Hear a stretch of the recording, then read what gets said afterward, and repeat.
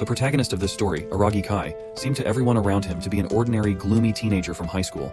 But in reality, he wasn't that simple at all. He was a professional assassin who terrified his victims, none of whom had ever escaped. Aragi Kai's classmates hated him and bullied him because of his antisocial character and weird aura. But everything changed one day when Aragi and his classmates were suddenly transferred to another world, a world of swords and magic. A mysterious messenger announces to them all that they are all heroes called to this world to defeat the Demon King. And for such a daunting task, she bestows them with superpowers. And obviously, Aragi Kai gets the most powerful one of all. Well, if you want to know which one, let's start this story from the beginning and get to the bottom of it. The scene starts with a man running through a dark alley. He looked anxious and afraid as he came to a stop. He looked back and thought that maybe he got away somehow, but then suddenly, someone put a knife against his throat. He told the assassin that he would give him money if he wanted it in return for his life, but the very next second, the assassin slit his throat. The next morning, a young schoolboy was on his way to school and he looked tired. His name was Aragi Kai. He yawned and thought that after working all night long, it really sucked to go to school. He worked as an assassin. When he entered his classroom, other students began whispering among themselves. A boy named Midu Shuji greeted him with a wide smile. He was the soccer club's ace and the class president. Kai returned his greeting coldly and sat down at his desk. Meanwhile, a girl named Nagase Reina saw it all and commented that Kai was rude as always. She was a fashionable girl who stood out from the rest of the girls in the class. She went to Shuji and told him sternly that he need not greet people like Kai. Shuji defended him by saying that he might be tired.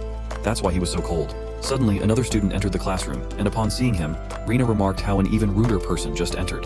The rude student's name was Arashi Shunsuke, the leader of a notorious local gang. A few students greeted Arashi, but when he saw that Kai was sleeping, instead of greeting him, he went to his bench and yelled at him to get up. He drew his hand to grab him, but Kai grabbed his hand before he could react and said that he was sleepy and asked what he wanted from him. He let go of his hand, and Arashi called him a weirdo. Suddenly another student named Kenzaki Rin asked them to be quiet. She was beautiful and talented both in martial arts and literature. She was the cool and aloof top beauty of the school. He confronted her but was cut short by another girl named Hashimoto Mirei, who was a serious disciple committee girl who really cared about order. Watching her ready to fight Arashi, a boy named Narumi Yoshia told her that Arashi would just blow her away. Yoshia was a shallow and frivolous guy. Everyone soon got back to their seats. This was Shinzo High School, first year, class, and it was just another regular day in a class with a lot of problems. Kai was still keeping his head down when he suddenly sensed something. A weird sensation coming from under Shuji's feet. A bright blue light began emitting from the floor and a magic spell circle appeared. Soon everyone in the class noticed it and were confused and shocked. The magic circle grew in size and covered the entire classroom floor. Shuji instructed everyone to leave the classroom, but Kai knew that they would not make it in time. Soon the bright light blinded everyone. They were all teleported inside what looked like an old castle. Everyone was lying unconscious on the ground, and Kai was the first to come back to his senses. He noticed that the building was made of stone with several large pillars to take cover, and there was only one exit. Soon the other students also began coming back to their senses.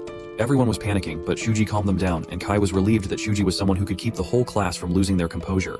Arashi got up and said that they could not waste any time, and he asked his two minions to follow him.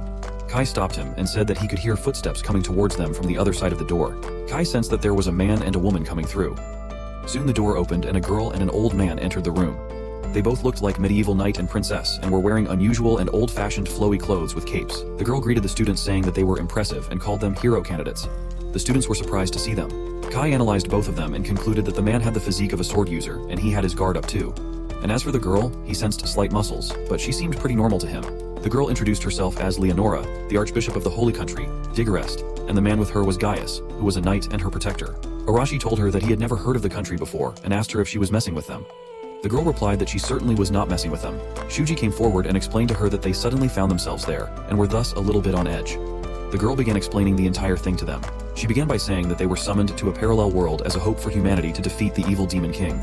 They were the parallel world's hero candidate. It was hard for the students to believe something like that. Gaius told Arashi to watch his mouth while talking to the saint of the country. Arashi was unfazed by this, and this made Gaius draw his sword, but Leonora pacified him. Arashi jumped at Gaius, and Kai was amazed by his bravery. Before Arashi could land an attack, Gaius flung his sword and made a little cut on his head. His attack was so fast that no one saw it. Leonora apologized for his aggression and said that she would explain everything to them in detail. But for that, they all had to be quiet and listen to her. Her demeanor suddenly changed from being calm to being scary. She explained that because of the Demon King's invasion, humanity of that world was facing extinction.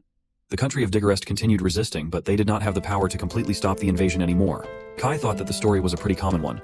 She continued that they were the last hope of humanity. Upon hearing this, the students replied that they could not do this as they had never fought before. Some of the girls were already crying. Gaius said that it might sound impossible, but they would have to try as there was no way for them to return to their own world unless they defeat the Demon King. The students were even more shocked upon hearing this. Kai knew that he only said that to motivate them. He thought that the people who had always lived peacefully could not just suddenly start killing. As for that, they needed experience and talent. Arashi got up with blood on his head and cursed them for dictating them. He added that he hated people like them. Gaius noticed that Arashi's spirit was still unbroken and wondered if he could be a useful warrior. Gaius held his sword and decided to kill Arashi, as he could be trouble to them, but before he could do anything, he saw that Leonora was healing Arashi's wound. She explained that the power she was using was called the system and was granted to them by their gods. She simplified it for them and said that it was just like magic from their world. Kai noticed that she knew about their culture and wondered if she had previously also summoned people from their world. She walked toward Shuji while saying that the power was the reason why she summoned them all there. She raised her hands and Shuji's wrist began glowing, and soon he had a sword made of light in his hand.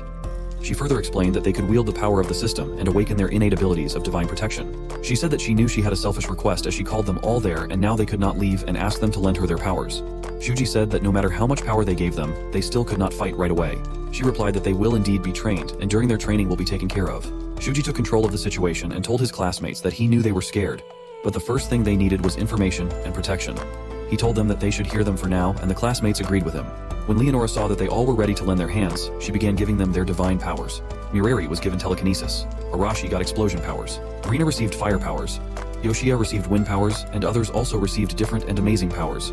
Leonora asked if anyone was left, and Kai raised his hand. She gave him his powers too, and he noticed that his field of vision was changing, and as soon as he finished getting his powers, he could read Leonora's stats. His eye color changed to red, and Leonora told him that he had received the power of judgment, which was rather rare. The power would let him see his target's stats and details. He tried his powers on himself, and he was able to see his own stats. Arashi also tried his powers and made fun of Kai by saying that he only got a new eye color. Kai noticed that the students were acting high and mighty. They didn't even have much information about the world yet, and their powers were also borrowed and could be taken away any time. But he was chill because he had plenty of other ways to kill people. After everyone received their powers, Leonora told them to take some rest. In the evening, the hero candidates were taken to their personal rooms. Kai sneaked out of his window in search of more information. Outside guards were patrolling and talking about how the hero candidates looked weak. They made fun of how those kids are chosen to defeat the Demon King. One of them said that the saint surely knows something which they do not. Kai listened to their chat entirely. He used his judgment power to check the stats of one of the guards and noticed that he only knew swordsmanship. He soon left in search of more information. He had also learned about the structure of the city, which was a fortified city. He wanted to get inside the inner castle, but the gates were heavily guarded, so it was hard to sneak in. He decided not to rush things and come back another time. Meanwhile, in an open field, Rina was looking for a good spot with her two minions. They were there to practice their new powers. They began conjuring their respective elements and observing them as Rina was curious to know more about the whole divine protection stuff. Kai was hiding in a bush and spying on them when he suddenly felt a strange sensation. The girls also heard a weird noise coming from the bushes. It was a giant lizard-looking creature and was attracted by the girls' magic. Kai quickly used his magic to see the monster's stats, and he was shocked by its overwhelming stats. Soon, the monster roared and began chasing the girls. Kai concluded that the lizard was strong and aggressive, but it only ran in a straight line and also lacked intelligence. He threw a knife at it and the knife successfully penetrated his thick skin. Meanwhile, Rina stumbled and fell on the ground.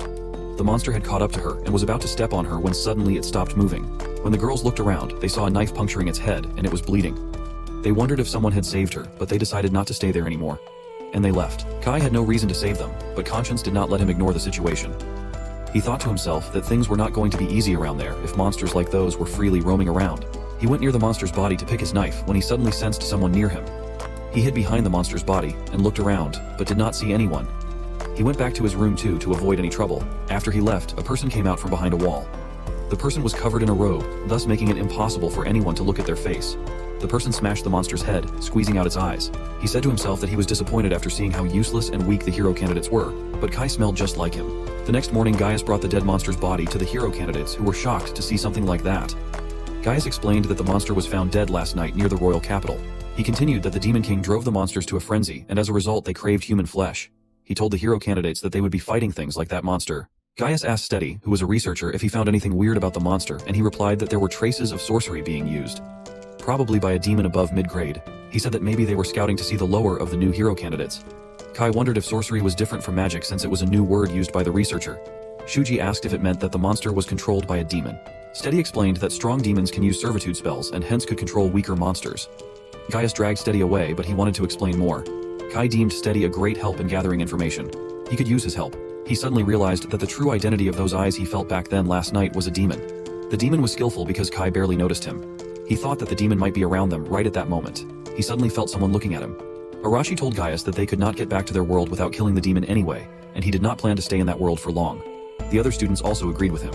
Kai thought that it was best that they quickly learn the weight of the truth. Suddenly Leonora walked in and told them not to be afraid, as they just did not know how to use their powers yet. All they needed was some training. Since they were from a different world, their growth rate would be different from the people of that world. And so, a week had passed since the students started training. Kai was reading books in the library, and he already could understand every letter of the new language. He thought that it was strange enough that they could talk to each other in the first place. His judgment power was not fit for battle, so he was left out of the training but was allowed to enter the library. He could not find many books on their history and culture, and even not about demons. The strongest 5 among them were Narumi the Wind Controller, Arashi with his explosion powers, Kanzaki with her telekinesis, Hashimoto with her land power, and Reina with her fire powers. However, there was another person with a clearly extraordinary growth rate. It was Shuji. He grew stronger than the people he learned swordsmanship from. Kai used his judgment power and noticed that all his stats were above B grade, and just last week they were below D grade. Suddenly 2 boys came to Kai and began making fun of him, and he noticed that even the others were looking down at him. They were growing impudent after getting their new powers. One of the boys tried to bully Kai, but Kai sneakily threw him on the ground. Meanwhile, Leonora and Gaius arrived at the training ground. She announced that since they all had grown quicker than she had imagined, she had decided to move their plans forward. Narumi asked her if she was planning to send them to fight the Demon King, but she refused it, saying that she wanted them to now practice fighting monsters. Everyone looked anxious when they heard it. The next day, Gaius and Leonora took all the hero candidates to the middle of a forest, and Gaius explained that they were there for combat drills. It was a place full of upstars, so they could not move as freely as one group. That's why they were going to be divided into teams of 2 to 3 people. Hearing these, all the hero candidates made their own groups, leaving Kai and Kanzaki alone. They had no choice but to team up with each other. Kai thought that she had a confident and apathetic personality, and also she was proud. She caught him staring at her. Meanwhile, Leonora announced that since it was a special occasion, so the team which will defeat the most monsters would receive a surprise reward. Soon the combat drills began. On their way, Kanzaki told Kai that her powers were superior to everyone else's, so she did not need him to do anything.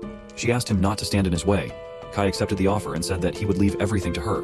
Seeing this, she asked him if he did not have any pride. He sensed 4 entities around them who were hiding. One of the monsters rushed at them, and Kanzaki used her powers. Her power was called Domination, and it was an ability that enforced the user's orders on their target. She ordered the goblin to bow down, and he did exactly that. She looked visibly tired after a few minutes. She explained to him that she used to get tired when she used her powers for too long, because it consumed a lot of mana. He asked her to just kill the goblin because another monster was about to attack, but she was a little hesitant because to her the monster looked a bit like a human. Kai put sense in her by saying that it was a monster after all, which tried to attack them earlier. He picked a stone and concluded that she was just a naive student from Japan, who was too used to peace. He was playing with the store when suddenly the other 3 goblins also appeared. She ordered the goblins to bow down and asked Kai to help him instead of just standing there. Kai replied that she was the one who asked him not to get in between. She sighed and ordered the goblins to twist their own necks, and this killed them. He was amazed to see that she could enforce such orders too, to which she replied that the more difficult the order was, the lower were the chances of success. She was disgusted to see the corpses of the goblins, but Kai comforted her with his words of wisdom. She asked him how he could be so calm when he did not even have powers. He told her not to worry about him as this was his strong point. He asked her if she wanted to return if she was too scared of it all, but obviously she denied the proposal with pride. He knew that she was just trying to look brave, but he also admitted that she was not too bad after all. Meanwhile, Narumi and Hashimoto were running from a monster who was too strong for them. But running was not an option for them, so they decided to attack the monster together using their wind and rock powers. They hit the monster with a giant boulder, but it barely scratched it. They were helpless and did not know what to do next. Kanzaki wanted to go back to her world as she had not repaid her grandfather for raising her yet. She really wanted to show him how much she had grown up. She was lost in her thoughts when Kai asked her if she wanted to keep going since they could get lost. They both got into a banter, and she wondered why Kai was so mysterious and stubborn. They were messing around when suddenly they heard a loud noise. Kanzaki recognized the voice to be Hashimoto's. Kai asked what they should do, and she replied that they should obviously help her. Meanwhile, Hashimoto was thrown feet away by the monster, and she was wounded and bleeding. She asked Narumi to run away, but it was too late as the monster was about to attack him too. Kanzaki used her powers and ordered the monster to stop. Narumi thanked her, and she said that the monster was too powerful and could not be halted for too long. Kai asked Narumi if Hashimoto was alive, to which he replied that she was, but she was really injured. Kai asked her to carry her on his back and get out of there. He was reluctant to leave, but seeing her condition, he left. When he left, Kai used his powers to see the monster's stats and was amazed to see some pretty high stats, especially the defense. He knew his attacks would not damage him a lot, and he also noticed that it was a mutant, and he wondered what it was exactly. Kanzaki yelled that she could not hold it anymore, and he told her that she had bought them enough time and they should run away too. She agreed, seeing the situation, but she could not use her legs anymore because she had used all her energy into stopping the monster. Seeing how bad the situation was, Kai pulled out a smoke grenade and triggered it. This bought him some more time to grab Kanzaki and hide away. She was a little flustered for being carried in his arms. She asked him what the smoke was, and he explained that it was a smoke grenade which he had made while they all were training. He was lying as he had some equipment on himself before being summoned. Since it was not much, he did not want to use them carelessly. They were basic assassin equipment. Kanzaki apologized to him since she was the one who said that they should go and save them, and she ended up being saved herself. Kai asked her not to say sorry, instead she could thank him. Again, a banter between them followed. She said that they should run away, but he replied that there was no need for that. They both saw Shuji and others arriving at the location, and without wasting any time, he attacked the bear for hurting his friends. Shuji swiftly attacked the monster and injured its hand. Rina jumped in and used her fire powers at the monster, but it didn't seem to affect it much except for slowing it. They again jumped at the monster. All the while, someone was watching them from a distance.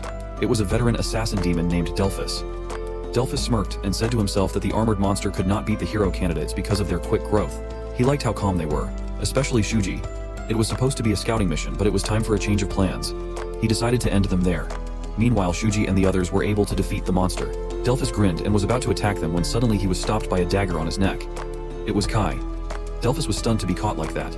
He was stressed and wondered how Kai was able to get behind him. He needed a way to quickly escape. Kai slashed his legs and threw him on the ground. He asked him not to make noise as he did not want Shuji and the others to notice him. Kai said that if he would answer some of his questions, then he would let him go. Delphus was not ready to give up, but he had no other choice as Kai had the upper hand. Kai wondered if the person who was watching him the other night was him only. Kai said that he knew they were being watched, and it was his plan to let Shuji and the others to fight so that he could be lured out.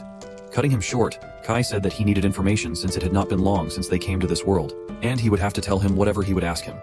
Delphus smirked and declined, but Kai slashed his hands too and said that it would be easier if he just cooperate. Delphus told him not to underestimate him and saying that he consumed some poison he was carrying, thus killing him on the spot. Kai understood that the army of the Demon King would not be easy to fight with. Suddenly Kanzaki came to him and was shocked to see the dead body lying near them. Kai asked her since how long was she watching, and she replied that since the person was on the ground. He explained to her that the dead demon was an assassin from the Demon King's army, and the monster from earlier was his pawn. And back when the first lizard monster was seen, that too was his doing. She was scared a little to know that the Demon King was trying to kill the hero candidates. She asked him how did he notice the assassin when no one else did. He thought that there was no reason to hide his secret, and he confessed to her that his family was in the assassination business, so he could smell that he was in the same line of work. Kanzaki was shocked upon this revelation. He told her that it was upon her to believe, and also asked her not to tell anyone about the dead body, as the hero candidates were already shaken by Hashimoto's condition. She agreed to him and said that she did not know that he cared about them so much, to which he replied that it was simply because they were not used to fighting like him. All the hero candidates gathered around Hashimoto, who was severely injured and lying on the floor. A student named Hano, who had healing powers, sat down near her and used her powers to heal her. Everyone was amazed to see her powers. She announced that Hashimoto would be healed in about an hour. Hero candidates were praising Shuji for defeating the monster. Suddenly Leonora and Gaius walked in, and the candidates asked them where they were all this time, and why did not they help them when they needed it. Gaius explained that he was there all the time, keeping an eye on them, and that it would not be a good practice if he just saved them every time. Shuji said that the condition was severe, and Hashimoto could even lose her life, to which Gaius replied that putting one's life on the line was a natural part of practical military drills. That was the kind of battle they would be facing going forward, and thus they should not be making feeble complaints. Shuji questioned him when he said that the area only had weaker monsters, then how did the armored monster appear? Leonora said that it must be because of the demon assassin, as armored monsters are not supposed to be in that area. Gaius and Leonora decided to strengthen their defenses as they didn't know that Kai had already killed the assassin. Leonora also added that they should be increasing their level of training, as at their current level, they would all just die. Everyone was scared to hear that, and Shuji tried to talk some sense to her, but she told him that getting stronger was the only way to live. Arashi did not like that they were being ordered around, and he jumped in to talk to Leonora, but Gaius stopped him and said that they were all just pawns of Leonora, and they should not think that they could just disobey her orders. The situation was getting heated up, and Shuji jumped in to calm Arashi down, as they had no other option other than to obey them. Gaius was impressed by Shuji, and he told the candidates not to worry as they were important pawns for the country, and they would not do anything bad to them, as long as they all acted properly. Arashi still was not satisfied, and he attacked Gaius with his explosive power, but Gaius was quick to evade it, and he punched Arashi so hard that he fell to the ground. Saying that they all were weak and that from the next day things would only get tougher, he and Leonora left. Arashi got up with a bleeding face and swore to kill Gaius. The next day, Steady the researcher was in charge of the training. After a brief conversation about the last day, he said that they were going to fight monsters at his research facility. Inside the facility, all kinds of monsters were locked. He was raising those monsters for his experiment. Soon the drill began and hero candidates were made to fight monsters. Kai noticed that everyone was surprisingly calm even though they were forced to fight. Shuji told Steady that the monsters were strong for the candidates, but Steady replied that Lenora had asked him to be very strict with everyone, and thus he could not and would not ease the training. Besides, he added that hero candidates with peers like theirs should not be losing in the first place. He added that the most important thing was their will. Shuji asked if it would really make a difference, and he replied that if done correctly, then they could increase their power's level and could even give new derivatives of their power. Kai also joined them and told Shuji that according to his judgment power, he could see that Shuji had a new power. Shuji was surprised to hear that and asked Steady if he could test it out. Steady was excited to see the power himself, so he allowed him. Shuji used his new powers, and in an instant, he cut the monster's hand and head with a clean slash. Kai knew that Shuji would now not struggle with an armored monster. He wondered if his judgment powers were also leveled up. Kai noticed that someone else also had received a new power, and it was Arashi. but he decided not to tell him. Later that night, Arashi was planning to kill Gaius, tie up Leonora, and ask her the way to get back to their real world. A few other candidates were in his support, and excited to leave the world too. Arashi asked Narumi to join them as they would have a better chance, and he knew that Narumi was fed up with that world too. Narumi was hesitant, but in the end he decided to join his hand. The next day Shuji was training and Kai went up to him and said that he was really working hard. Shuji replied that he was still weak and needed to get better, to which Kai replied that with his current power level, he could defeat half the knights of that world. Shuji said that it was not enough as he could not defeat Gaius, and he needed more power to protect everyone. Kai asked him what he thought of Leonora and Gaius, and he replied he knew that they were using them as pawns in their battle, but he also knew they would not harm them. Kai asked if he meant that he would put his life on the line until the Demon King was defeated. Shuji agreed, and said that he had made up his mind, but he must be the only one that had to fight. He would become the country's hero and defeat the Demon King, and would try to negotiate and make sure everyone else could live safely in exchange. Kai asked if Leonora would allow him to do so, and just right then she and Gaius walked in. She told Steady that he would be in charge of the candidates' training while she would be away. Steady was glad to do his part, saying that she and Gaius left. Later, while on their way, Gaius asked her if she was sure that she made the right choice, to which she asked what made him think that. He asked her not to play around and say it to the point. He added that Arashi was stirring something up, and she agreed, saying that it might be a rebellion against them.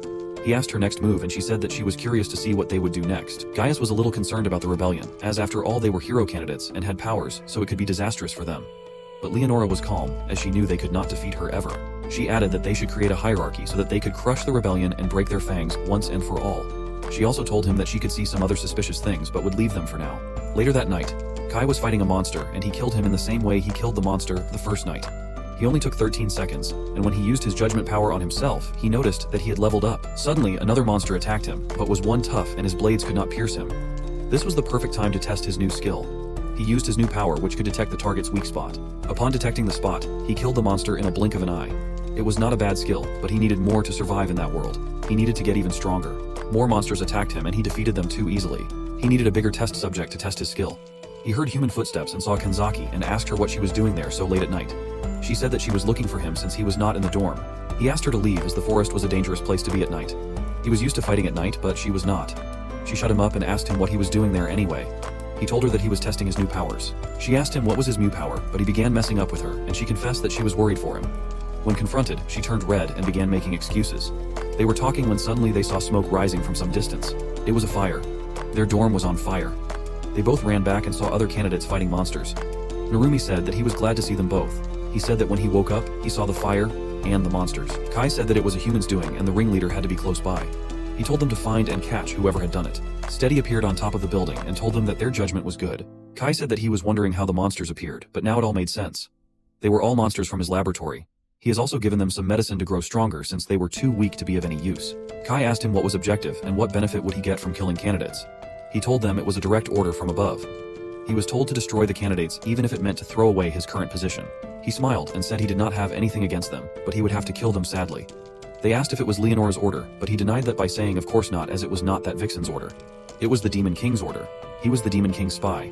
He said that if he did the job right, he was going to be offered the post of a researcher over there too. Kai asked him if he had fallen so deep into darkness that all he cared about was researching monsters. Steady said that monsters were way beyond human comprehension. He ordered his monsters to attack them, and Kanzaki used her powers to halt them, but it was no use as they quickly broke her spell and attacked her. Kai jumped in and saved her, and this excited Steady a lot as he was amazed by his powers. Kai continued killing the other monsters. He killed almost a dozen of them, and Steady was now furious as Kai did not even have a strong power to begin with. He used judgment power on Steady and saw that all his stats were poor. But what caught his eyes the most was that he too had domination powers like Kanzaki, but even stronger, and that was the reason why Kanzaki's power was nullified. Steady was shaken and he used something which he did not want to use, but he had no choice. He told Kai that he would soon know what he used.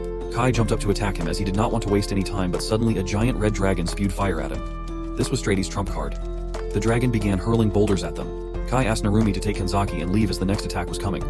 Kai again used his power to locate the dragon's weak spot, and it was its neck. He tried to cut it, but his attack power was not enough to do so. Suddenly Arashi appeared and attacked the dragon, and then began boasting about how he could hurt him, but the dragon counterattacked him. Kai told Arashi that they need to take down the monster together. Arashi questioned him as to why he would need him to, which Kai replied that he could spot the weak points, but he did not have enough attack power. Arashi was being stubborn and said that he did not need help from a noob, but they did not have time for that as the dragon attacked again. The dragon spewed fire again at Arashi, and he finally decided to team up with Kai. Kai explained to him its weak point, which was a scale on its neck. Kai planned to get its attention while Arashi would attack at the weak point. Steady ordered the dragon to kill them. The dragon again rushed at them and Kai distracted it while Arashi attacked the weak point. This threw the dragon to the ground. The dragon was defeated, and Kai asked Steady if he had anything else as his trump card had lost. Steady said that he still had other monsters, but unfortunately Shuji and the others had already defeated them all. Steady tried to run away but was caught by Narumi. Kai asked him to tell them everything, and he easily agreed as he was a coward. But before he could tell anything, his body turned purple, and he died. A curse was put on him that would kill him the moment he tried to leak information. The next day, the candidates confronted Leonora when she returned, as she was the one who left Steady in charge. She apologized and explained that she did not think that a weak demon tamer like him could cause so much damage. Candidates were shocked to know that she knew Steady was a demon tamer. They asked her that if she knew he was a demon, then why did she allow him to be near them? In her defense, she said that she had already told them that their training was going to be harder, and thus what happened was just a part of it. Gaius accused them for not being careful enough to see a fire at night. Leonora told them that they all will be visiting the royal capital next. Focusing on the reveal of the hero candidates, a public parade would be held in the royal capital, and they would be going on stage as leading actors. That evening, they all set out for the capital, and at night, they camped in a field. While eating, Arashi told his minions that there were around 30 soldiers with them, and they were really not that strong. He said that it was time to put their plan into action. They could easily outnumber them. He asked one of his minions to call Narumi and his group over. Kai was listening to his speech, and he agreed that there were very soldiers accompanying them. But it was only because Gaius and Leonora were confident that they could take them down themselves. He went to Shuji and asked him they could talk. Later that night, Arashi and Narumi met in the forest nearby.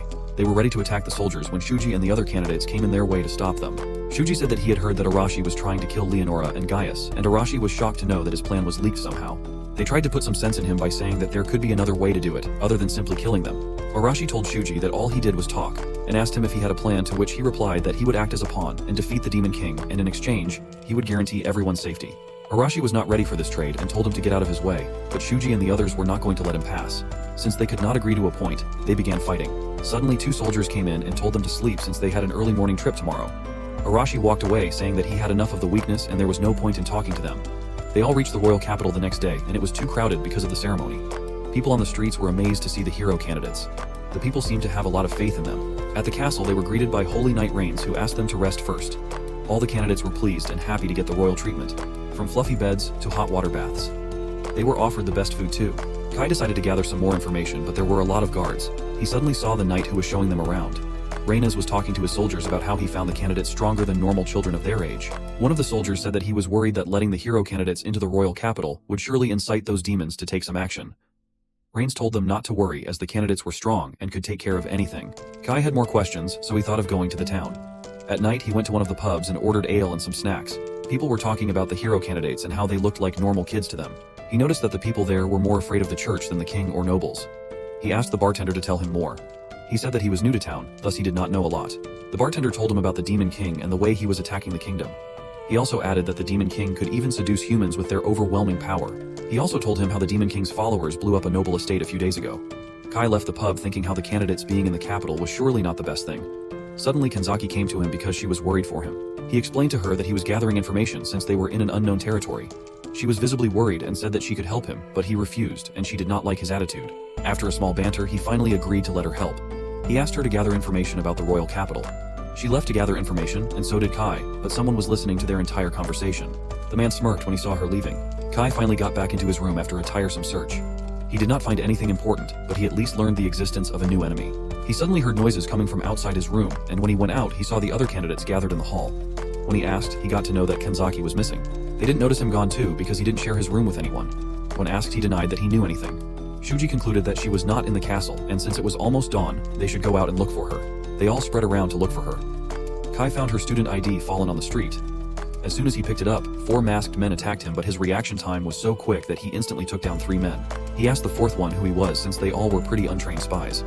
The 4th spy was too stunned to run away, and Kai asked him to tell everything he knew. Meanwhile, in what looked like a castle, Kanzaki was tied up and held. 2 spies were interrogating her, but she was not answering them. They wanted to know about the hero candidates.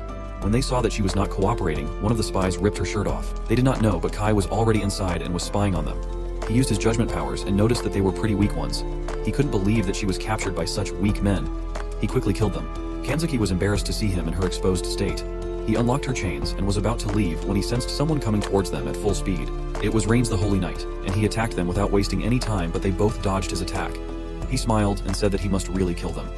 Besides being the Holy Knight, he was also the general of the Demon King's army. Kai said that the country was close to its end because of how even the capital was full of enemies. Kai used his judgment and saw that Reynes was a powerful warrior. He was an all-rounder. They both clashed again, and Kai was able to dodge his sword. But then Reynes used fire magic, which caught Kai off guard. He somehow dodged the attack again, but then Rains engulfed his sword with fire and said that it was over for Kai, but Kai quickly pulled out his gun and shot him right in the middle of his temple. Rains fell down and died. Kai did not want to use his gun for something like that since he had limited bullets, but he had no other choice. He needed to learn how to fight face to face if he wanted to survive in that world. Kanzaki was stunned to see a gun with him and said how scary it was to learn that someone in the class carried a gun with him. He explained to her that it was just standard equipment for an assassin.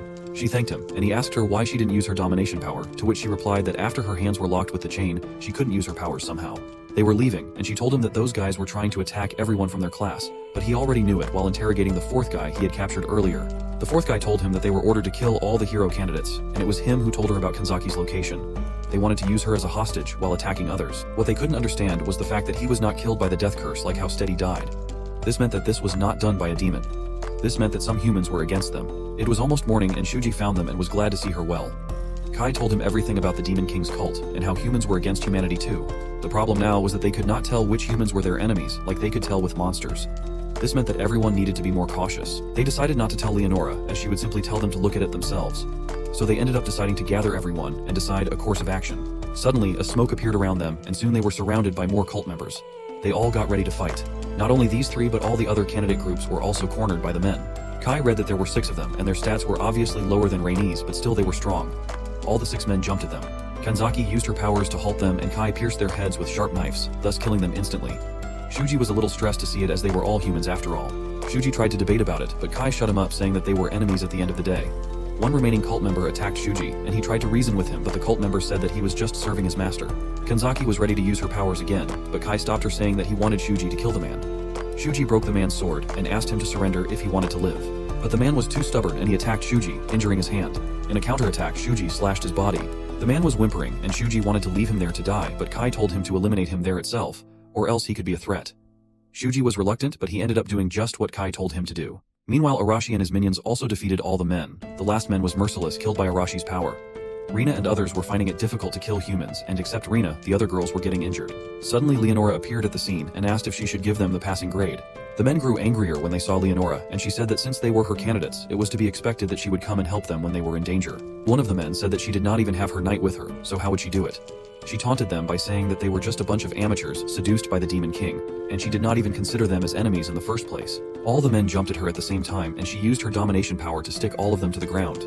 The men could not move, and Rina said that her powers were just like Kanzaki. But Leonora asked her not to compare her powers to something like that, as her domination skill was superior in every aspect, from range to power. Rina asked her why she saved them, to which she replied that she had mentioned about giving a passing grade. They all thanked her for protecting them, and one of the men held her dress and asked her not to ignore them and free them. She looked down and apologized to the man for he was still alive. She then used her domination power on all the candidates and ordered them to kill the men lying on the floor. Their bodies began moving on their own and they all killed all the men against their will. Such was the power of Leonora. Kai and Kanzaki were watching it all unfold from far away, and Kanzaki was amazed to see her able to control so many people at once. Her range and power was completely at a different level. 12 hours after the attack, all the candidates gathered again in the hall. A lot of them were in a pretty bad state and shocked. Narumi said that he would not let her go, as she made all the candidates kill against their will. Shuji was blaming himself for not getting there sooner, but Kai explained to them that it would not have made any difference, as none of them were currently strong enough to resist Leonora. Kai knew for a fact that since the demon army's general was defeated, they would not be able to make a move for a while. He then asked Kanzaki to come with him. She asked him the purpose, and he told her that in order to find a way to deal with Leonora's domination magic, he wanted the help of someone who had similar powers like her. He then asked her to dominate him with her powers. Hearing this, she was flustered and all red. The day after they repelled the cult members, the kingdom held a massive parade celebrating the summoning of the hero candidates. This was the proof that the hero candidates displayed their power during their battle against the cult of the Demon King. They were embraced with open arms by the royal capital's citizens. When all the candidates gathered together, Leonora told them that she would like them to return to the Temple City Alpha. Kai explained to the others that it was the name of the city they were summoned to, and he thought that it was under Leonora's control. He asked Leonora if she wasn't coming with them too. She replied that she still had some matters to take care of, so she would be leaving them all under Gaius's care. Rina said that they wished they could return, but their dorms were burnt down. Rina noticed that one of the girls was looking flushed and was not even able to answer the questions. She was too afraid of Leonora. Leonora left with a grin, and all the candidates held resentment against her. Soon, Gaius took all the candidates with him towards their destination. At night they all camped, and Arashi and the others again went into the forest. Kanzaki asked Kai if they were really going to do it that night, and he replied that Leonora was not there and all the soldiers were weaklings, and hence it was the best opportunity to kill Gaius. Under these conditions, there was no reason for him to stop them, and he would just enjoy the show. Meanwhile, Narumi had taken Gaius deep into the forest, saying that he had seen a giant monster. Gaius fell into his trap as the road led to the royal capital, and a monster lurking around there was dangerous. Suddenly, Arashi attacked Gaius from behind with his full power. Gaius was not expecting the attack, and so he took the hit and began bleeding. Arashi told him that even his best attack couldn't kill him. Gaius was not steady on his feet, and he suddenly stepped on a landmine which blew up. Arashi smiled and said that it was all a trap set up for him. Gaius used mana to defend himself, but he still was injured greatly. Gaius said that he was disappointed in him as he didn't expect him to ambush him like that. Suddenly, all the other members of Arashi's group surrounded the old man. Seeing the gravity of the situation, Gaius threw a light ball up in the sky which acted like a firework. Kanzaki and Kai also saw that from afar, and Kai remarked how Arashi had messed up. The light ball was a distress signal, and the soldiers saw it and went towards that direction. They could not reach the location since Kai got in their way and killed them all. Meanwhile, Gaius was getting beaten by the candidates. He could barely keep up with them and their powers. Soon he lost his one arm and was all red with blood. Arashi complimented him by saying that he was tough for his age. Narumi told him about the distress signal and said that he was trying to buy some time, but Gaius replied that there was no longer any need for that. Leonora walked in with her usual smile and said that Gaius was driven quite into the corner. The candidates were shocked to see her. At the same time, Shuji, Reina, and other candidates saw Kanzaki using her domination power to tie up some soldiers. She told them that she was following orders, but they did not buy it since they knew she was not the one who would follow someone's order. Kai came in and told them that she was following his orders. Shuji was again stunned to hear that he killed the guards. He explained that Arashi already had his hands full fighting Gaius, so he took care of the guards. Shuji and the others understood the entire thing now. Shuji asked him if he teamed up with Arashi, to which he replied that he was just doing what he wanted to do. Kai told him that he should be looking for Arashi rather than bugging him. Shuji and the others left to look for Arashi and the others. Leonora told Gaius that he was losing, and he accepted it, saying that he could not fight his old age after all. Arashi said that after everything that has happened, he was not going to tuck his tail between his legs and run away. One of the candidates asked him if she wasn't the one who was controlling them. Leonora replied to this, saying that there were also other conditions that were needed to be fulfilled. If they had a big mana pool to resist, it would not be that effective. But for those who always relied on their powers and were not used to controlling their mana, it was easy for her to control everyone. Arashi called her a coward and challenged her that she would not be able to fight them head-on. She smiled and said that she would deal with them herself. She added that she would break his fangs. Arashi jumped at her and she quickly summoned a huge chunk of boulder and sent him flying. She then manipulated other elements like fire, water, and air to defeat the other candidates. Narumi came and picked up Arashi and flew up in the sky. Suddenly, Shuji and the other candidates also arrived. He told Arashi to stop the fight and asked him what he would gain from it. Arashi told him to stop him with his strength if he wanted to, because he hated the pacifist methods of his. Shuji asked the others if they thought the same, and Rina stood up and said she supported Arashi. Leonora laughed and said that they were still fighting among themselves. She added that at that point they were responsible for starting a rebellion. She then asked them if they expected her to forgive them, even if they were to stop the rebellion at the moment. She then conjured a huge cyclone and injured everyone. Shuji was tense to see everyone hurt, but Arashi told him to calm down and said that if he wanted to protect everyone, then he would have to resolve himself, or else everyone would be dead. Shuji understood the situation, as there was no other way. He got ready to fight, and so did Reina and the others. Leonora said that she would show them the difference between her and them. Meanwhile, not so far away, Kanzaki asked Kai what they should do. He told her that once Leonora uses her magic to enslave them, then he would join in. Until then, they should trust the other candidates. The candidates were ready to fight Leonora, and Gaius managed to get up and said that he was weak, but he still wanted to fight for her. Leonora healed all his wounds, and he was better than ever to fight. Candidates were scared as they did so much to corner Gaius, but now he was back. Rina told him that their number had increased too, so they would make up for it. Leonora told them that they could attack her anytime they wanted. For her, the battle would be a test for them. She added that if they could not win against her, then they could not be a hero after all. Soon, the fight began, and Gaius noticed that it was difficult to fight Shuji with his magic sword. Leonora used water magic to attack Shuji, but Reina nullified it, but still he was injured by the attack. They attacked Leonora, but none of the attacks could even touch her. Meanwhile, Kai was hiding in the shadows, and he used his judgment to check Leonora's stats, and he noticed that although she was a powerful magician, her defense was weak. One good physical attack would be enough, but Gaius was in their way. Arashi asked Shuji to leave Gaius to him and go take down Leonora. Shuji had a problem though, and it was that his magic could not touch her either. One of the candidates gave him a steel sword, and Leonora commented that now he seemed ready for combat, finally. The other candidates could not help Shuji as their powers would not work on her, and they could not help Arashi either as he was fighting in close range. Arashi was able to go head-to-head with Gaius, because although he was healed, his stamina was still low.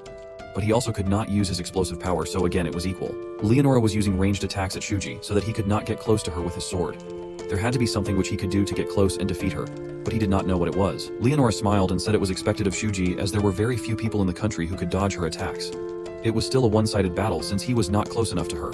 He could not even rely on the other candidates. Shuji dashed at her with full speed and negated her wind attacks. She used ground and fire attacks too, but he dodged them. She noticed that he was unconsciously using magic as an armor, which meant that he was growing in such a short period of time. She was a little afraid of him, but she managed to throw him away with her powers. Meanwhile, Arashi could not rely on his powers anymore and was wondering what he could do to beat Gaius. Gaius slashed his abdomen in one strike. Arashi was angry at himself for not being able to defeat an old man. He knelt on the ground and Gaius told him that this was how far he could go without his powers. Arashi told him that he was meant to be strong, and he then punched him so hard that the old man fell to the ground, bleeding again. He won. Meanwhile, Shuji thought that he had to win, or else his friends would have to suffer. He got up, and a menacing aura surrounded him. Leonora noticed his astounding stamina but was pretty chill as she knew he could not get close to her. She was wrong, as in a blink of an eye Shuji was right in front of her and he managed to slash her hand. It was impossible according to her, but she had no time to think as now Shuji was right behind her. She managed to use water powers to push him away somehow. She understood that he had gained instant movement powers. He again used his new power and was just an inch away from slicing her neck when suddenly she commanded him to kneel down. He could not move and she smiled and said that she did not want to use it, but she had no choice. Kai noticed that she had finally used her trump card, and he asked Kanzaki to move. Leonora smirked and said that she did not expect to use enslaving magic, but Shuji made her do it. He was lying at her feet like a statue. Other candidates rushed to save Shuji, but Leonora commanded them to not move, and they all stopped midway. Leonora said that they all did a good job, and thus she would give them a passing grade. She added that she did not expect Gaius to lose, but after all, he was just a knight and could be replaced. As long as she controlled them, it would not be a problem. The candidates were losing hope, and if they did not have any countermeasures, then they would surely lose. She told them all that the reason why they allowed her to summon the candidates was so that when the time came, she could control them freely. Otherwise, they would become threats. Suddenly 3 knives attacked her from behind, but she easily dodged them and said that she knew he was hiding the whole time. It was Kai, and he replied that he was surprised that she paid attention to someone as ordinary as him. She said that from the beginning there was something odd about him. She said that she was disappointed in him because she did not expect him to come out to a losing battle like that. She ordered him to not move, and he too was under her spell. She was explaining her magic when suddenly a bullet hit her shoulder. She was surprised to see that he could move and fire even under her spell. She asked him how he could do so, as she was sure that she was using her magic on him. He again shot her in her abdomen, and she couldn't understand what weapon it was, since guns weren't a thing in her world. Her defense could not keep up. He explained to her what a gun is, and also said that he had few bullets, and he did not want to use them. She used her fire power, but only his robe was hit by the fire, and he wasn't there anymore. The next second, he was standing right behind her with his gun aimed at her head. He said that he knew she wasn't a good close-range fighter, and her enslaving magic did not work on her either. She was shocked and in denial. Kai had played a gamble, and he won. The reason was Kanzaki. That night when he asked Kanzaki to dominate him, he explained to her that the skill that was casted first would have the priority over the new casted skill. This meant that if she used her domination power on him first, then it would negate the enslaving magic. And since candidates had divine protection, therefore their powers were superior to magic. Kanzaki was in doubt as her skill was weaker than Leonora's magic. The same thing happened with Steady. Since he had casted his spell before her, therefore he was able to regain control over his monsters. It was a gamble, but they had no other chance. In the present, Leonora realized that it must be Kanzaki, and she was correct as Kai was under her spell. He told her that it was her end and was about to pull the trigger. Leonora was captured and handcuffed. The handcuffs sealed her magic power, and these were the same handcuffs which had previously been used on Kanzaki. She asked Kai what he was planning to do with her. His demand was simple, which was that if she would send them back, then he would release her. She apologized as it was impossible for her, as all she could do was summon magic. To send them back, a different magic was required. Kai knew she was not lying because she had no skills to send them back. He asked her then how she was supposed to send them back after they defeated the Demon King. She explained that summoning needed an immense amount of energy, so they relied on their god to summon them. In other words, it was the god who had summoned them. Once they defeat the Demon King, the god himself would send them back. But she did not seem sure about her claim because no previous candidates were ever sent back. This was because they were killed by the Demon King. There might be some survivors, but they went missing. After a short conversation, Kai was ready to kill her, but Shuji stopped him. Shuji told him that he was cooperating only because he thought that Leonora could send them back, but since she could not, then he would like to keep his status of hero candidate. He did not want to become a traitor in that world. Kai asked if they weren't already traitors now. Leonora assured him that she would pretend that nothing happened that night. Shuji said that the crime of killing a saintess was heavy and they could get in trouble for it. The other candidates also agreed with him. Narumi was still on Kai's side. Shuji agreed that killing her was the sensible thing to do, but what would they do after they would kill her? Kai understood Shuji's point of view, but in an unexpected turn of events, he shot Leonora right between her eyes. Everyone was shocked to see that. Leonora's body fell to the ground and Kai used his smoke grenade and disappeared from there. Candidates were not happy with his decision and actions. Kanzaki thought that it actually came down to what he had planned earlier with her. A few hours ago when Kai and Kanzaki were planning, he told her that the first objective was to capture Leonora and find a way to get back home. But if it was impossible, then he would kill her. He knew that if he captured her and they could not return to their world, then Shuji would try to protect her, and at that point he would kill her and run away. He was planning to bear the sin of killing the Saintess alone. He said that that was the reason why he left a few of her guards alive so that they could put the blame on him. He told her to put all the blame on him and return to the Empire. She was not sure that she could do it, but he told her that she could, and she may even use her powers during negotiation to make it all work. She asked him where he would run away to. He told her not to worry about him. Meanwhile, far away in a dark castle, a man was updating about his failed attempt to kill the hero candidates to the Demon King. Demon King told him not to worry, as at the end the hero candidates would definitely show up at the front line. The game was getting interesting, and the Demon King was liking it. 2 days after the incident, Kai was living in the forest. He was close to a city, and it would take him half a day by foot to reach there. Since there was no way he would be allowed entry after killing the Saintess, he decided to sneak in at night. He needed to earn some money, and he saw a tavern. Inside the tavern, it was a lovely atmosphere, and someone asked him where he was from. He lied that he was from a nearby town, and now he was looking for a job. The man advised him to be an adventurer. He would have to take jobs from the guild and would be paid for it. He also told him that the guild was in dire need of new adventures, so they would not even ask for identification. He stayed at an inn, and gladly no one recognized him there.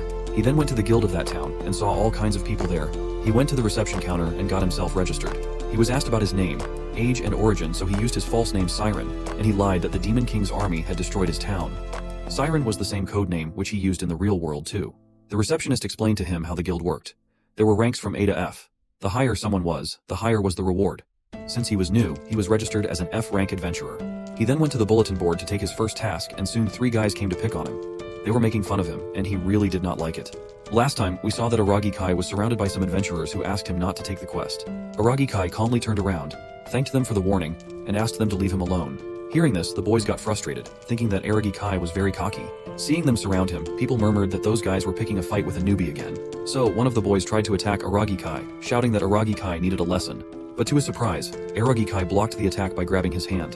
The boy was shocked and shouted at Aragi Kai to let go of his hand. Aragi Kai calmly released it because he didn't want to fight. However, the boy then told his partners to attack Aragi Kai together and teach him a lesson. They all tried to attack together, but Aragi Kai easily defeated them and calmly left the guild. As he was leaving, he thought to himself that at least he now knew the level of the average adventurers in the guild compared to hero candidates. It was surprisingly very weak, so he decided to finish the quest as quickly as he could. The scene then shifted to the forest, where Aragi Kai thought that, according to the quest's information, the kobolds should be nearby. Suddenly, he noticed animal-like footprints on the ground. Aragi Kai followed them, and as he went further, he sensed that someone was around him, and there was more than one. Aragi Kai also noticed that the mysterious creatures were pretty good at hiding, making him suspect they were kobolds. Out of nowhere, a kobold came up from behind and launched a sneak attack, but Aragi Kai sensed it and easily dodged. He also noticed that the kobold had a human sword in its hand, which meant it had probably defeated an adventurer. While he was thinking, another kobold came from behind and tried to attack.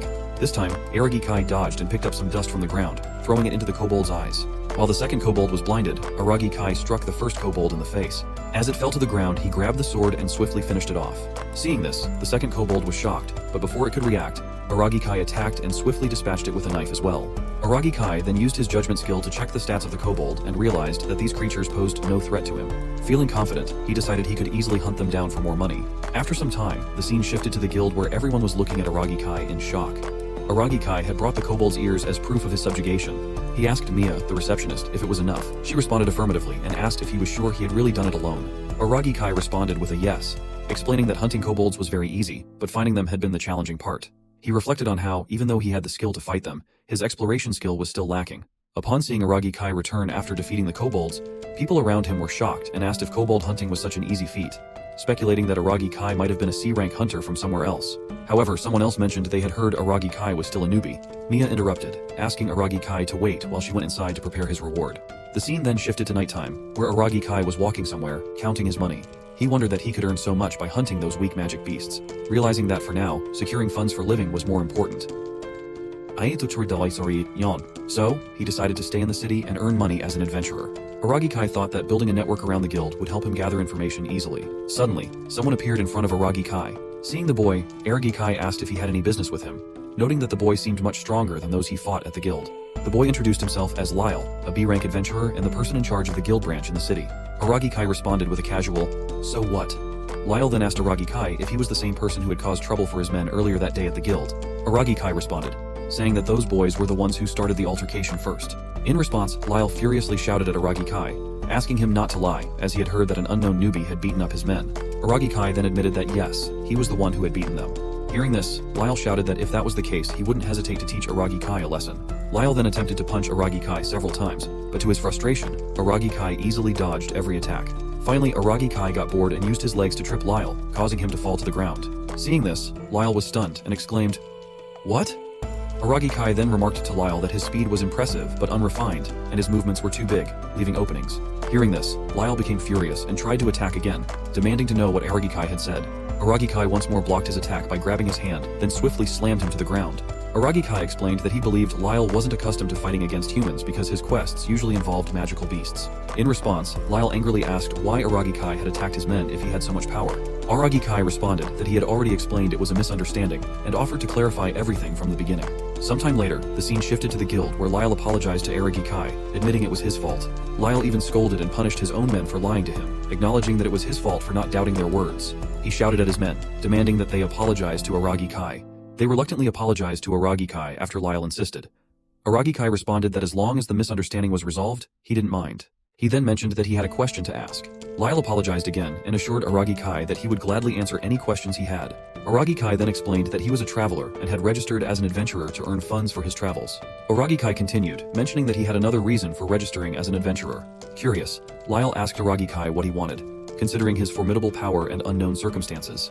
Aragi Kai responded that he was looking for a way to travel to another world. Upon hearing this, Lyle and his men were stunned and asked him to clarify. They wondered aloud whether such a thing was possible.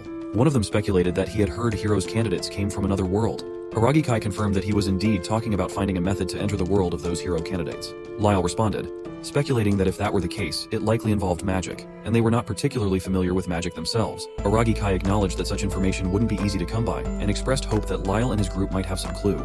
Lyle responded that there was possibly only one person who could provide clues, namely, the sage Elbana Karet. Aragi Kai asked in confusion who Elbana Karet was. Lyle was surprised and asked Aragi Kai how he didn't know, explaining that Elbana Karet was an elf whose advice had greatly helped the country. Upon hearing this, Aragi Kai recalled having heard about Elbana Karet somewhere and asked if it was true. Aragi Kai then recalled reading about an elven sage in books before, remembering that elves were known to live deep in forests. He explained that elves were now rare, with their stories considered legends, and they seldom left their forests to explore the outside world. Aragi Kai concluded that the elf who ventured outside their forest and gained wisdom became known as a sage. Lyle added that he had heard Elbana Karet had been alive for over 100 years, and was renowned for possessing great wisdom and knowledge. Lyle also mentioned that Elbana Karet was a renowned spellcaster with extensive knowledge of spells. Upon hearing this, Aragi Kai wondered if elves were known for their strong affinity with spirits, which aided them in mastering magic. Aragi Kai also considered that even if there wasn't a specific magic to send heroes back to their homeworld, perhaps with spells, they could achieve it. Lyle's underling Raka interrupted, asking if the sage Elbana Karet was still alive, mentioning he had never heard of Elbana Karet, and noting that no one had ever seen Elbana Karet, right? Lyle laughed and replied that he didn't have information about that. He then apologized to Aragi Kai for not providing any useful information. Aragi Kai reassured him that the information was indeed useful enough for him. Aragi Kai then mentioned that it was getting late, so he was heading back to the inn. Upon hearing this, Lyle expressed his curiosity, asking Aragi Kai what he planned to do after discovering a way to travel to another world. Aragi Kai smiled and cryptically responded that he would leave that to their imaginations. Confused, they watched as Aragi Kai left for the inn. The scene then shifted to 1 week later at the guild, where Mia was giving Aragi Kai his reward for completing the quest. After taking the reward and walking outside of the guild, Aragi Kai reflected on how it had already been a week since the incident with Lyle and his group. During that time, he had managed to save up some money. Suddenly, Lyle and Raka approached Aragi Kai and asked if his quest had been completed, suggesting they go for a drink together. Aragi Kai responded with a strange, somewhat sad look and declined their invitation. Seeing this, Lyle remarked that Aragi Kai was very boring and they bid him goodbye. While walking on the road, Aragi Kai reflected on how he had finally gathered some information about the sage. He shared that the sage's name was Elbana Karet, and about a decade ago, Elbana Karet had served as the country's advisor. Now retired, Elbana Karet was said to be living near the western border. It's the place where the country was fighting against the Demon King's army. Aragi Kai then concluded that there was no reason for him to stay in the city any longer, deciding that he should go and visit the so-called sage Elbana Karet. The scene then shifted to the Holy Temple City Alpha, where the hero candidates were having a meeting with someone. Heinrich, the captain of the Holy Knight Order's 8th Knight Corps, mentioned that it had been a month since he took on the responsibility of overseeing the hero candidates, replacing the duties of the fallen saintess. So Heinrich asked Midu Shuji if he had any complaints so far. Midu Shuji responded with a no, indicating that everything was fine because Heinrich was doing a good job. Heinrich expressed his happiness upon hearing those words, stating that the hero candidates were valuable assets to the country, and he treated them with respect accordingly. Hashimoto Murray thanked Heinrich for his concern but couldn't help but feel that he was different from Leonora. Despite this, she sensed something fishy about the situation. Heinrich then directed them to focus on the main topic, mentioning that during the previous day's meeting, it had been decided to mobilize the hero candidates. Midu Shuji was surprised and asked if he interpreted correctly that they were being sent to the front line. Heinrich responded with a yes, confirming that the hero candidates were indeed being sent to the front line. He explained that there were still battles ongoing in the western border. Heinrich then showed them a map and explained that they would be mobilized to a fort on the front line. Midu Shuji responded that he understood and was about to ask about the promise. Heinrich interrupted, stating that he would fulfill his promise to protect those who were not suitable for battle. Midu Shuji gratefully thanked Heinrich for his assurance. Heinrich then explained that he would assign them some tasks in the meantime, emphasizing the need for everyone to contribute to earn their keep. Mido Shuji agreed, seeing the practical benefits of having work to do. Hashimoto Mere asked when they needed to leave. Heinrich responded urgently, suggesting they depart the following morning. He also asked Mido Shuji to inform everyone and ensure they were prepared for the journey. After leaving the hall, as Mido Shuji and Hashimoto Mere walked back, Hashimoto Mere expressed her relief that Heinrich had accepted their request. Mido Shuji agreed, admitting he had initially worried their demands were too much, but was glad everything had worked out in the end. Hashimoto Mere speculated that the knights lacked confidence in controlling the hero candidates without Leonora, which might explain their modesty. Mido Shuji agreed, noting that with Leonora gone, the knights would be on high alert. Hashimoto Mere then wondered about Aragi Kai, pondering where he had gone and what he was currently doing. The scene then shifted to the past when Leonora was killed, and Aragi Kai left the hero's candidates. The bishop asked tensely who could have killed Leonora. Nagase Rina responded that the culprit was Aragi Kai, revealing that he was one of the hero candidates. Hearing this, the bishop and his guards were shocked. The bishop urgently asked about Aragi Kai's whereabouts. Nagase Rina responded that Aragi Kai had run away, noting that he was surprisingly fast for a traitor. The guards began discussing among themselves, debating whether they should send an inquisitor immediately if Aragi Kai's betrayal was confirmed, or if they should first verify whether Saintess Leonora had truly been killed. Arashi Shunsuke furiously asked the bishop to clarify what he had just said. The bishop responded, clarifying that he wasn't outright denying the story, but suggesting there was a possibility that all the hero candidates had conspired together to eliminate Leonora. At that moment, Mido Shuji became tense. To everyone's surprise, Leonora's knight stepped forward and explained that he had witnessed the incident.